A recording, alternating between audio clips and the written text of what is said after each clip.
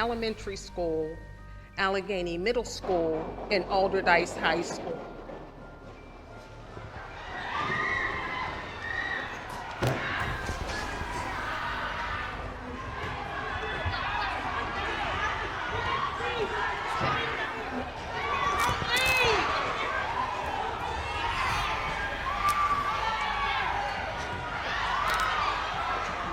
It was just after 11 a.m. inside Destiny of Faith Church.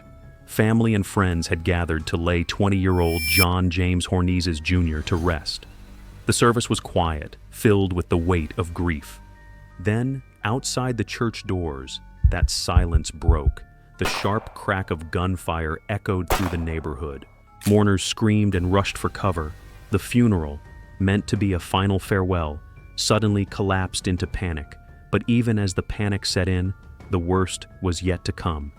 But this wasn't the first time John's name had been tied to violence.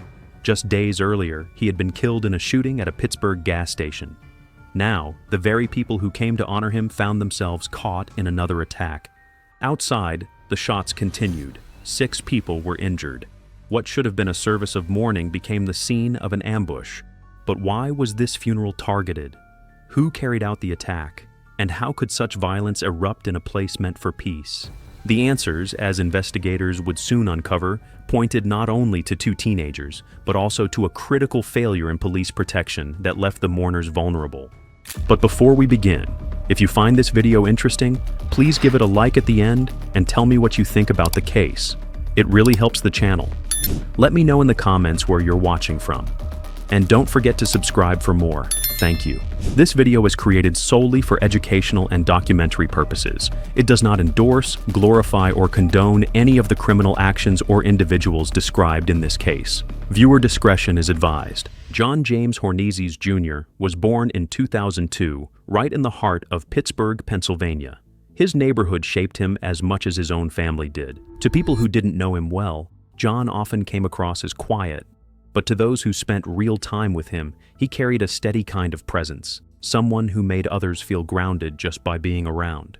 Friends described him as calm, but not distant. He had a quiet strength that people leaned on. If you sat next to John, you felt like things would be okay, even if he didn't say a word. One of his biggest passions was basketball. It wasn't just a pastime. It gave his life rhythm and structure. On the court, John wasn't just another teenager from the neighborhood. He was focused, locked in, and alive in a way that showed everyone watching how much the game meant to him. Those who played alongside him said he could spend hours shooting hoops, no matter if it was a packed gym or just the sound of sneakers squeaking and a ball echoing off a backboard. When life felt heavy, the game kept him steady. But basketball wasn't the only way he stood out. John was known for small, quiet acts of kindness that left an impression on people. His cousin once explained it this way: if John had $2 and you had none, now you both had $1. That was who he was, the kind of person who would share his last meal or check in on a friend who was struggling, even if he was carrying burdens of his own. John grew up in Pittsburgh's North Side and went to school locally. Like many kids in his community, he tried to stay out of trouble. But that wasn't always easy. Opportunities could be scarce, and the line between survival and danger was often razor thin. He wasn't perfect. He had made mistakes, but the people close to him never doubted where his heart was. The pressures around him were real. Gang activity, neighborhood tensions, people with grudges that lasted longer than anyone expected. Trouble had a way of finding young men in that part of the city, even if they weren't searching for it. Still, his family always believed in him. His mother once told a neighbor, "John's heart is good. He just wants to live right. He just wants peace." That was the tragedy. John didn't set out to be a legend or a hero. He wasn't chasing fame.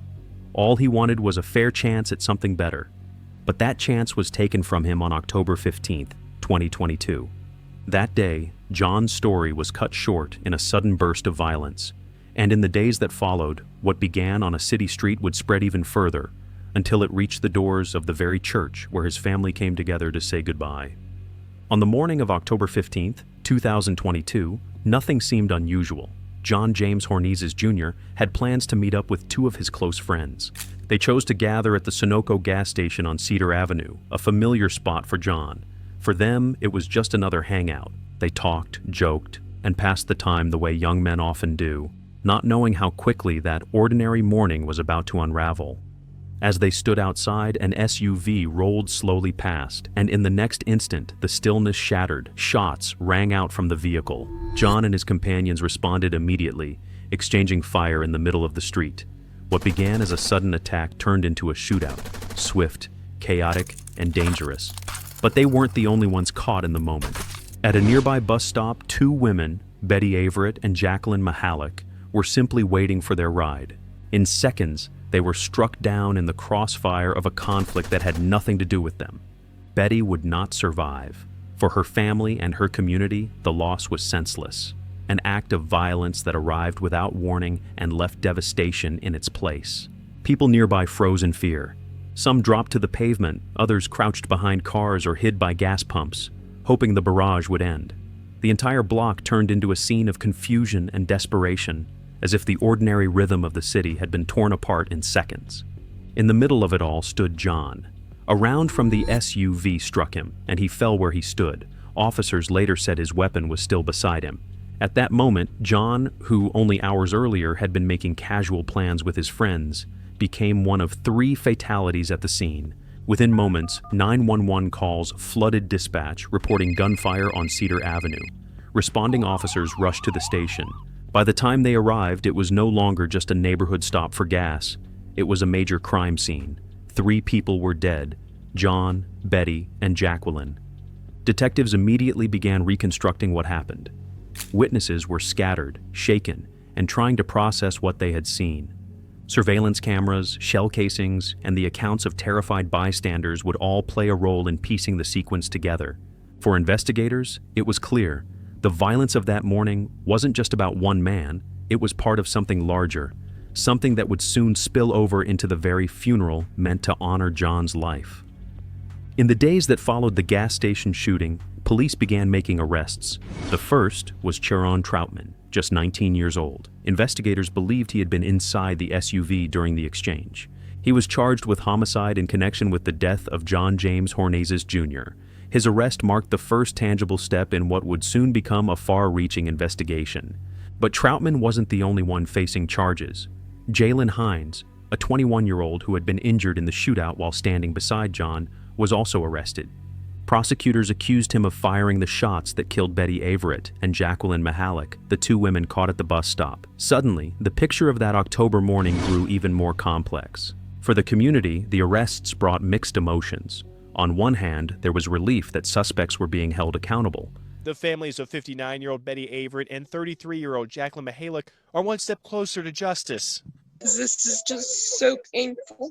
I'm heartbroken and my soul was empty. The 2 women were just sitting at a bus stop on Cedar Avenue when a shootout between several people took their lives. On the other hand, the reality was sobering. Multiple families were now shattered, and the full story of who fired which shots remained tangled in legal proceedings. The puzzle was far from complete. While the courts began to untangle responsibility, John's family faced the rawest part of the tragedy: his sudden absence. They had lost a son, a brother, a cousin, someone whose presence had anchored their lives. All they wanted was a final goodbye, to gather at the church, mourn with dignity, and find some peace in laying him to rest. But peace never came. Instead, the funeral that should have brought closure would erupt into something far worse. The very moment meant to honor John's life would collapse under new gunfire, pushing the family deeper into grief and the community further into fear. Anybody that would just not take any value in that life is not someone that needs to be on our streets. City leaders, including Mayor Ed Gainey and Pittsburgh police, say they've seen enough. I'm tired of seeing mothers crying. I'm tired of seeing people in pain. I'm tired of seeing situations like this. On some senseless shooting over some argument that automatically ended up in gunplay. Conflict resolution that's going to be resolved with gunfire is going to result in innocent victims like you see in this particular case. Their lives are cut short for absolutely no reason whatsoever. Respect for life and innocent lives that we've seen. Just over the last several weeks, we've had multiple people not involved in the incident struck by gunfire. Just 2 weeks after the gas station tragedy, John's family gathered again, this time at Destiny of Faith Church on Brighton Road. The date was October 28, 2022. The church was filled with more than 100 mourners. They prayed, they wept, and they tried to hold on to the idea that saying goodbye would bring them some peace. The air was heavy with sorrow, but outside, something else was unfolding. At 11:03 a.m., the silence broke. One shot rang out, then another, and within seconds, a burst of gunfire followed. Inside the sanctuary, people ducked, panicked, and scrambled for cover. By 11:04, what had been a solemn service had turned into chaos. Witnesses later said they could hear the rounds striking the church doors. Some dove beneath pews. Others ran, not even sure where to go. The sound of screams mixed with the shots outside. The place that should have been a refuge of faith had been turned into a scene of fear. Surveillance cameras later revealed the attackers. Two figures dressed in dark clothing and masks, later identified as 16-year-old Hezekiah Nixon and 19-year-old Sean Davis, crossed the street toward the church.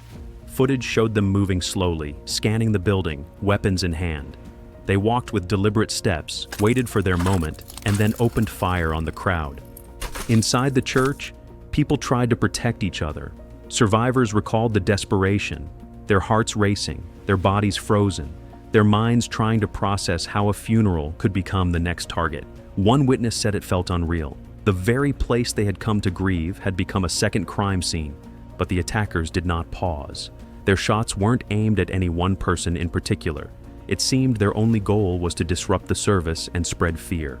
In that moment, the question wasn't only who was behind it, but why anyone would choose a funeral, of all places, to carry out such violence. However, as the shooting continued outside, calls poured in, reporting gunfire at Destiny of Faith Church. So, within minutes, the sound of sirens filled the neighborhood. Police and medics rushed in, pulling injured victims to safety. Ambulances lined Brighton Road, taking the wounded to nearby hospitals. After a mass shooting outside a Pittsburgh funeral, AGH president and critical care physician Dr. Amran Quadr briefed reporters on the 5 shooting victims being treated here. He says 4 are in stable condition, 1 in critical condition and is still undergoing surgery. We first received an alert at about 12:13, and within 10 minutes we received the patients. There were 5 patients, 1 critical, 4 stable, and we were at level 1 trauma center, and we were ready for the response. We stabilized the patients quickly. Did each shooting victim suffer multiple gunshot wounds? I can't give you the details, but some of them, yes. A little scared, yeah. Then my niece is in there shot, and my great nephew's in there shot. 2 of the victims being treated right now is related to Darnell Harris. He was inside Destiny Faith Church for his great-nephew's funeral, 20-year-old John Hornes, when gunfire erupted. They was doing service like talking of the eulogy or... Eulogy? Yeah, right. They were doing that, and all of a sudden we heard gunfire. They just said gunfire, had to bang on the door, and then all of a sudden you hung gunfire, and everybody started dropping to the floor. Harris tells me bullets hit 2 of his relatives, his 57-year-old niece and 24-year-old nephew, both standing outside. His niece was shot in the leg, foot, and hand. Her husband drove her to the hospital. Harris is still stunned and is shocked by these shootings. This is just senseless to me. It's like y'all doing senseless stuff here. You know what I mean? I was born and raised here, but I don't live here no more. But this is crazy. It's just crazy. In total, 5 people survived their injuries, but survival did not mean recovery. The community was left traumatized, knowing that a funeral, meant to honor John's memory, had instead added another layer of pain. The peace his family had prayed for was gone. The service had become another headline, another investigation, and another scar for a neighborhood already struggling to heal. Shots ring out, sending folks scrambling outside Destiny of Faith Church in Brighton Heights. That's what you see on surveillance video from that day last October, as a family was saying their last goodbyes to a loved one. The events caught on camera during the funeral, played in a courtroom Friday afternoon. As officers processed the aftermath outside Destiny of Faith Church, investigators turned quickly to evidence. The most critical lead came from surveillance cameras mounted on the church and nearby streets. The footage was clear. It showed 2 masked figures, later identified as Hezekiah Nixon and Sean Davis, walking deliberately toward the building. Minutes later, the same cameras captured them running from the scene and getting into a dark-colored sedan. Police testified Nixon and Davis took off in a Hyundai near the shooting. They traced the car to an address in McKees Rocks and saw the two come out of the house at that address before stopping them on the McKees Rocks Bridge. That vehicle, a black sedan, was spotted leaving Brighton Heights immediately after the shooting. Within hours, detectives located it, abandoned not far from the church. The discovery gave them a crucial break. Not only did they have the shooters on video, but now they had the getaway car. From there, police traced the car's route, following it west toward McKees Rocks, a short drive from the crime scene. Officers tightened the search until just a few hours later, they found what they were looking for. Nixon and Davis were in the area, attempting to escape, but their plan quickly fell apart. They got stuck in traffic, unable to outrun patrol units closing in on them. Within seconds, the situation shifted. Officers surrounded the vehicle. The two teenagers tried to run, but there was nowhere left to go. On that street in McKees Rocks, both suspects were taken into custody. Then the two shooters were seen on video running from the scene. According to the criminal complaint, police determined the suspects ran to a Hyundai Elantra and they identified the license plate on surveillance video. Just before 6 p.m. Friday, police stopped Nixon and Davis in the vehicle on the McKees Rocks Bridge. You got two in custody. In court documents, it says Nixon ran from the vehicle and threw a firearm into the river, and Davis dropped a gun on the roadway. See if we can get any kind of divers here. We're going to need this weapon. Now, more than ever, community members are wondering what it will take to stop the violence. They were immediately charged with attempted homicide, aggravated assault, and multiple firearms violations. Detectives also began reviewing their possible connections to the earlier gas station shootout, linking them not just to one act of violence, but two. The legal consequences they now faced were severe, and the case against them grew by the day. Attorneys for both Nixon and Davis say you cannot tell who the shooters are in the video.